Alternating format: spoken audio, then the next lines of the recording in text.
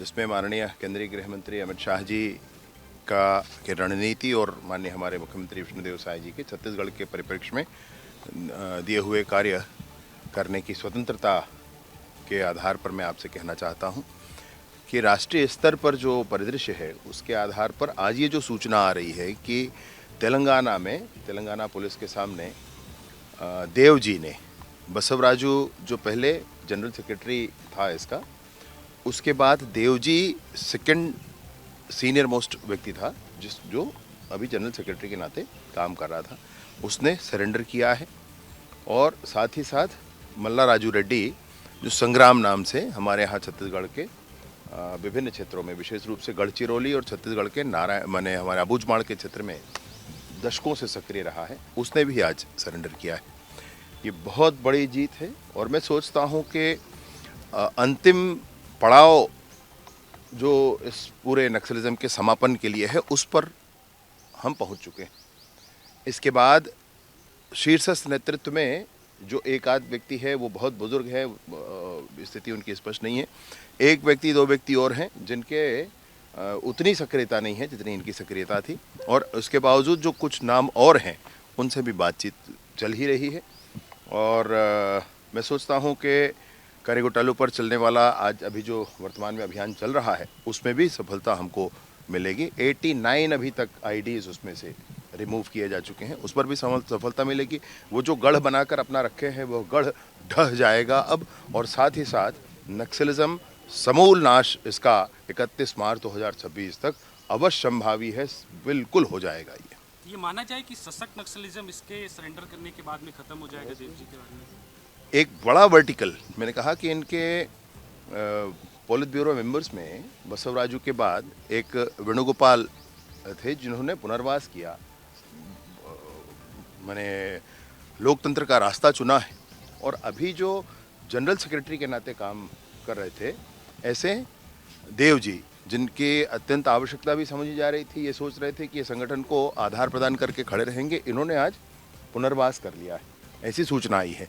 तो ये जो पुनर्वास कर लिया है ये बहुत बड़ी घटना है। देव जी और मल्ला राजू रेड्डी उर्फ मुरली उर्फ संग्राम, इसने भी आज पुनर्वास किया हुआ है।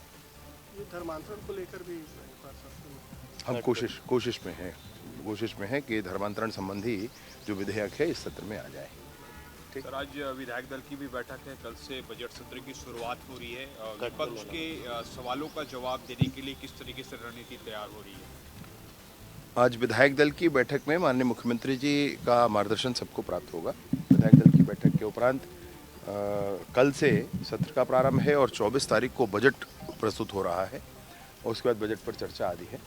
तो सत्र बहुत तो आप सुन रहे थे छत्तीसगढ़ के उप मुख्यमंत्री और गृह मंत्री विजय शर्मा का ये बयान। नक्सलिज्म का समूल नाश होने जा रहा है और उन्होंने स्पष्ट कर दिया है कि अब लगभग नक्सलवाद खात्मे की तरफ है। अब बहुत बड़े लीडर नहीं बचे हैं। बसवराजू के बाद जो सबसे बड़ा लीडर था वो देव जी था, जो महासचिव के पद पर भी रहा, और अब उसने भी सरेंडर कर दिया है। तो ये बड़ी खबर आपको बता रहे हैं, नक्सली लीडर देव जी का सरेंडर, और बड़ी जानकारी जो मिल रही है छत्तीसगढ़ से। और एक और इंफॉर्मेशन सामने आई है, मल्ला राजी रेड्डी उर्फ संग्राम ने भी सरेंडर किया है। इस पर भी लगभग 1 करोड़ का इनाम था, AK-47 इसके पास थी, ये भी जानकारी सामने आ रही है। और जानकारी ये मिल रही है कि तेलंगाना में ये सरेंडर हुआ है, चूंकि चाहे देव जी हो या मल्ला राजी रेड्डी हो, इन दोनों नक्सलियों का जो सबसे ज़्यादा प्रभाव रहा है वो छत्तीसगढ़ में रहा है, और छत्तीसगढ़ में ये बहुत बड़ी सफलता के तौर पर माना जाएगा। इन सबके बीच बड़ी जानकारी ये मिल रही है कि अब जो 31 मार्च 2026 तक जो डेडलाइन थी उससे पहले ही छत्तीसगढ़ से नक्सलवाद के खात्मे की कहानी लिखी जा चुकी थी, और अब ये कहानी पूरी होती हुई नजर भी आ रही है। रोहित हमारे साथ जुड़ रहे हैं। रोहित, डिप्टी सीएम ने बहुत बड़ा ऐलान किया है कि नक्सलवाद का लगभग समूल नाश हो रहा है, समूल नाश होता हुआ नजर आ रहा है। रोहित।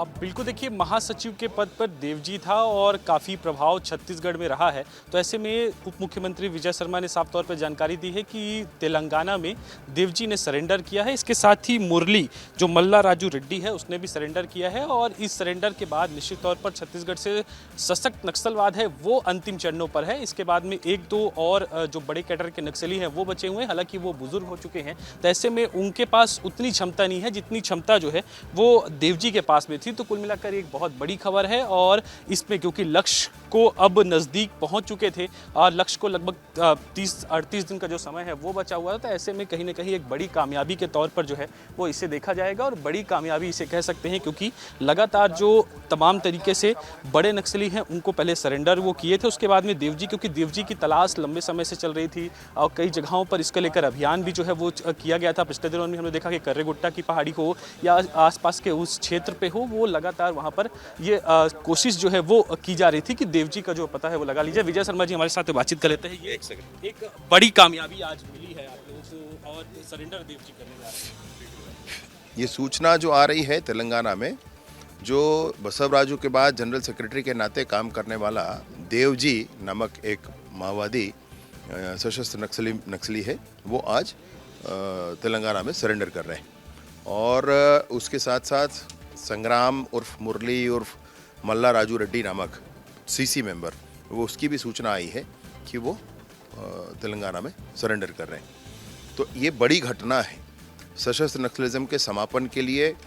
ये दोनों ही नाम बहुत महत्वपूर्ण थे और दोनों ने ही आज पुनर्वास किया। तो एक बड़ा धड़ा ढह गया आज पुनः। अंतिम पड़ाव की तरफ अब हम हैं। ये मान लिया जाए कि एक महीने पहले, क्योंकि अब 31 मार्च के लिए समय तो बचा हुआ है बहुत कुछ, उससे पहले ही सशक्त नक्सलिज्म खत्म हो गया छत्तीसगढ़ से। किसी को भी कुछ भी कहना ये जल्दबाजी होगी। ये है कि ये कदम बहुत बड़ा हुआ है। ये देखिए विजय शर्मा जी थे और साफ तौर पे कह रहे हैं कि ये कदम बहुत बड़ा हुआ है और छत्तीसगढ़ से और कहीं ना कहीं जो सशक्त नक्सलिज्म है उसके दिशा पे ये एक बहुत बड़ी कामयाबी है और वो समाप्त होने के कगार पर जो है वो पहुंच चुका है।